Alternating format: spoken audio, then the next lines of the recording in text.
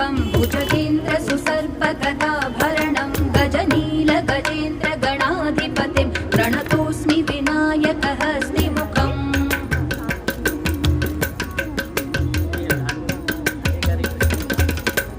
सुरसुर गणपति सुन्दरकेशं ऋषि गणपति यज्ञसमानं भव भव गणपति पद्मशरीरं जय जय गणपति दिव्य नमस्ते गजमुखवक्त्रं गिरिजापुत्रं गणगुणमित्रं गणपतिमीशप्रियं गणपतिमीशप्रियं गणपतिमीशप्रियं करधृतपरशुं कङ्कणपाणिं कबलितपद्मरुचिं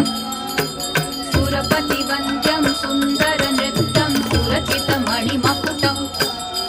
प्रणमत देहं प्रकटिततालं षड्गिरितालमिदं तत्तत् षड्गिरितालमिदं तत्तत् षड्गिरितालमिदम्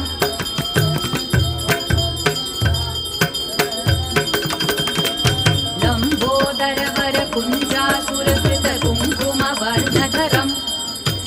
श्वेतसशृङ्गं मोदकहस्तं